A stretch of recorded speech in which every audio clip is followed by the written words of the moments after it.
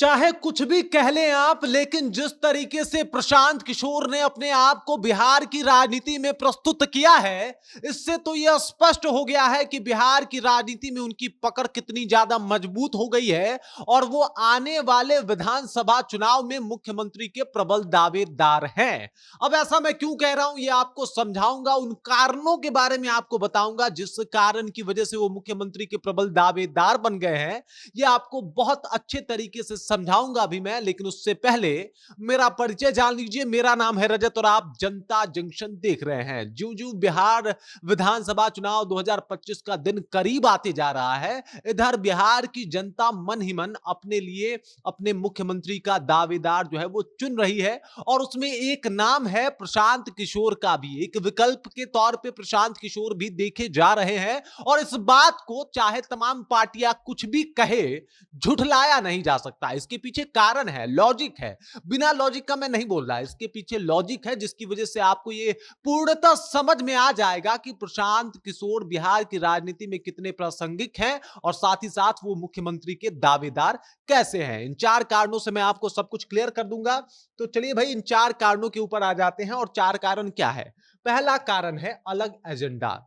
जिस एजेंडे के साथ प्रशांत किशोर काम कर रहे हैं, आप देख लीजिए, अभी तक जितनी भी राजनीतिक पार्टियां इससे पहले भी बिहार में राज कर चुकी हैं या फिर आगे अपना एजेंडा प्रस्तुत कर रही हैं, उसमें प्रशांत किशोर का एजेंडा सबसे अव्वल और सबसे अलग है। मतलब आप देख लीजिए कि प्रशांत किशोर जिन एजेंडों की बात करते हैं, जिन मुद्दों की बात करते हैं, वो मुद्दा बाकी पार्टियां लेके नहीं आई और इनके आने के बाद कुछ जो बाकी पार्टियां हैं वो इनके मुद्दे का अनुसरण कर रही हैं, मतलब कॉपी कर रही हैं और चाह रही हैं कि प्रशांत किशोर के मुद्दे को अपना मुद्दा बना लिया जाए। लेकिन प्रशांत किशोर जिस तरीके का मुद्दा लेके आए बिहार की राजनीति में, इससे पहले बिहार की राजनीति में इन सब तरीकों का मुद्दा आता ही नहीं था। जाति से बात उठती थी और जाति पे सिमट जाती थी, धर्म की बात होती थी, बिहार के विकास का बात नहीं होता था। लेकिन इन्होंने एजेंडा क्या लाया? इन्होंने बोला कि हम पलायन रोक देंगे, फिर बताते हैं कि पलायन के साथ साथ जो है हम इंडस्ट्री लगवा देंगे, फिर कहते हैं कि भाई हम दारूबंदी का जो कानून है उसे हटा देंगे। आप सोच लीजिए, इससे पहले दारूबंदी के ऊपर खुल के बोलने वाले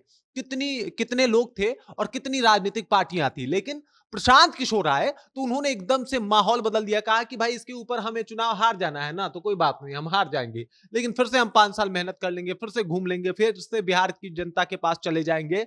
लेकिन ये जो मेरा एजेंडा है वो है पलायन की बात करते हैं, फैक्ट्री की बात करते हैं, ये सच बोलते हैं, कहते हैं भाई हम सबको सरकारी नौकरी नहीं देंगे, लेकिन सबको रोजगार जरूर मुहैया करवा देंगे, क्योंकि 2% से ज्यादा लोग सरकारी नौकरी में नहीं जा सकते। और ये बात बताते हैं। तो जो ये एजेंडा लेके आए हैं बिहार को विकसित बिहार बनाने का, वो जो इनका आइडिया है वो वाकई यूनिक है और जनता को समझ भी आ रही है कि भाई अब 5 किलो अनाज का बात नहीं होगा, अब रोजगार की बात होगी। और जिस एजेंडे के साथ ये पहुंच रहे हैं, लोग इससे खुश भी हो जा रहे हैं। महिला से लेकर पुरुष तक हर एक जाति, हर एक वर्ग में इनकी एक अपनी पकड़ जो है वो बनती जा रही है। अब आइए दूसरे मुद्दे के ऊपर आ जाते हैं।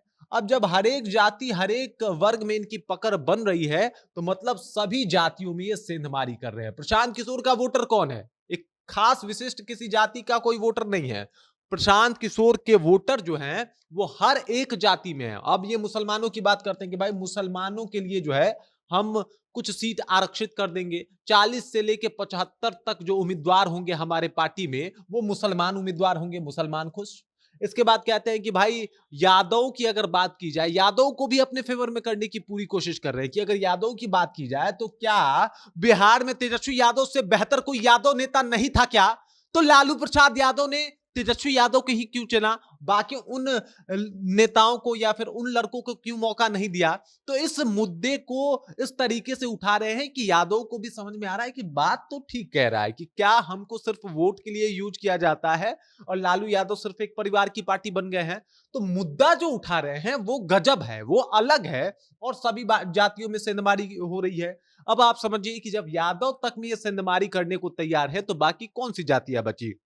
अब बात कर लेते हैं दलित पिछड़ा वर्ग का। तो कहते हैं कि हम जो पहला अपना अध्यक्ष बनाएंगे ना पार्टी का, वो दलित वर्ग का ही होगा, पिछले वर्ग का ही होगा। अब दलित भी खुश हो गया कि भाई ये तो दलित की बात कर रही है, मुसलमानों की बात कर रहे हैं, ऊपर से बिहार को आगे लाने की बात कर रहे हैं, तो एक बार तो इनके ऊपर भरोसा करना ही चाहिए, भरोसा जताना चाहिए। इस वजह से सभी पार्टियों में इनकी पकड़ जो है वो मजबूत होती जा रही है। और आप एक और बात समझ जाइए, जो लोग जात पे वोट देते हैं वो अच्छी बात है, लेकिन बिहार में ऐसे भी लोग हैं जो जात पे वोट नहीं देते।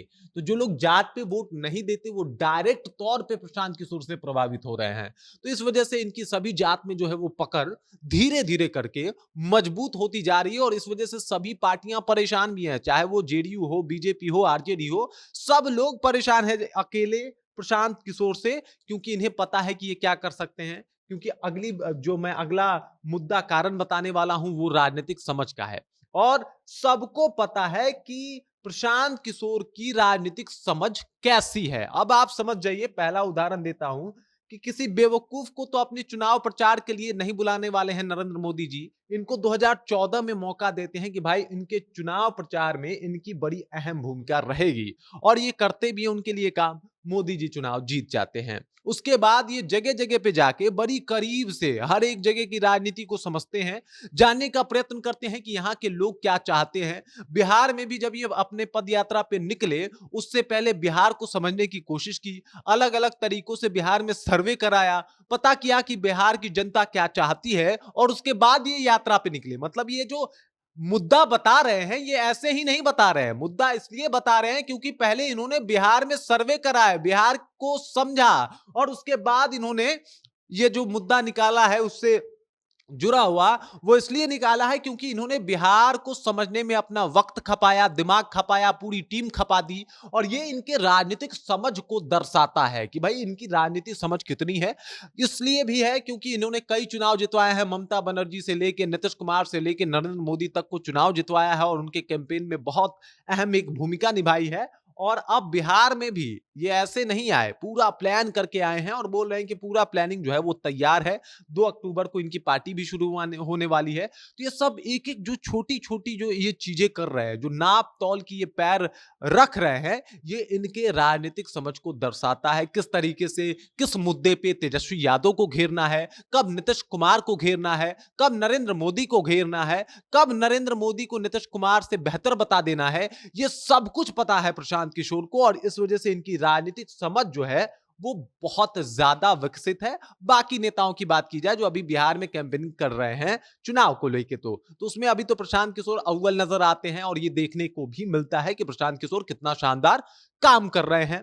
अब एक और बात है, अगर आपको नेता बनना है और वो भी बिहार में, तो आपकी राजनीतिक समझ और पकड़ दोनों काफी अच्छी होनी चाहिए, और ये जो है वो प्रशांत किशोर में है। इस वजह से ये मुख्यमंत्री के प्रबल दावेदार तो हैं। अब आइए चौथा कारण है बिहार यात्रा। ये जब बिहार यात्रा पे निकले थे, शुरुआत का जो वो कुछ दिन याद कीजिए, लोग इनका मजाक बना रहे थे कि भाई बिना मतलब के बिहार यात्रा पे निकले हैं, कुछ कर नहीं पाएंगे, इनका बिहार यात्रा सफल नहीं हो पाएगा। लेकिन धीरे धीरे करके बिहार के ये उन कस्बों में भी पहुंच गए जहां पे जीते हुए नेता आज तक नहीं पहुंचे होंगे। अब देख लीजिए, नीतीश कुमार, पूछा जाए कि क्या वो हर एक गांव गांव गए हैं, उनको नहीं पता है हर गांव के बारे में। तेजस्वी यादव यात्रा तो किए हैं, लेकिन क्या वो गांव गांव गए हैं, घर घर जाके लोगों से मिले हैं? नहीं गए हैं। लेकिन अगर प्रशांत किशोर के बारे में ये कहा जाए तो प्रशांत किशोर वाकई जिस तरीके से पद यात्रा कर रहे हैं,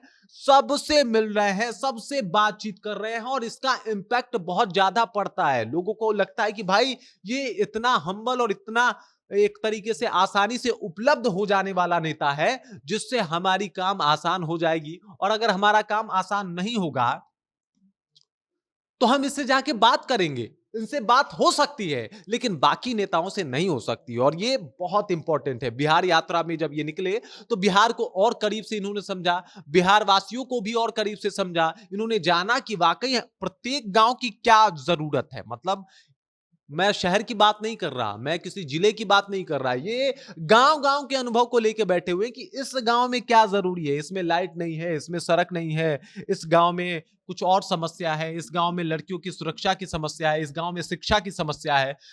इन्होंने सब कुछ को पॉइंट आउट किया। इनके साथ जो टीम चलती है ना, वो यही करने के लिए चलती है कि भाई इस गांव की मुख्य समस्याएं क्या है, और गांव गांव की समस्या इनके डायरी में और इनके दिमाग में नोट है। जिस तरीके से ये बिहार के लोगों को कंफर्टेबल किए हैं अपने लिए, वो काबिले तारीफ है। लोगों को नया उम्मीद दिखने लगा है। और देख लीजिए, अगर दिल्ली के तर्ज पे जिस तरीके से अरविंद केजरीवाल आए थे अचानक से और पूरा एकदम मुख्यमंत्री बन गए थे, अगर बिहार में भी सत्ता परिवर्तित होती है तो प्रशांत किशोर सबसे पहले होंगे उसके लिए दावेदार। मतलब प्रशांत किशोर की जो राजनीतिक समझ है, जिस तरीके का इन्होंने माहौल खड़ा किया है, इससे तो यही प्रतीत होता है कि प्रशांत किशोर प्रबल दावेदार है मुख्यमंत्री के। और आने वाले बिहार विधानसभा चुनाव में जो ये बात कह रहे हैं कि भाई हम मुख्यमंत्री बन जाएंगे या फिर हमारे पार्टी का कोई मुख्यमंत्री बन जाएगा, अगर ऐसा होता है तो ये आप समझ जाइए कि प्रशांत किशोर ने जो लकीर खींची है वो वाकई काबिले तारीफ है। बाकी प्रशांत किशोर को लेके और ये जो कारण, ये जो मुद्दे बताए हमने कि इन कारणों से प्रबल दावेदार हैं, इस बात को लेके आप क्या सोचते हैं, आपके जहन में क्या कुछ चल रहा है, कृपया कमेंट कीजिए और अपना विचार हम तक पहुंचा दीजिए। बाकी आप देख रहे हैं जनता जंक्शन और मेरा नाम रजत है।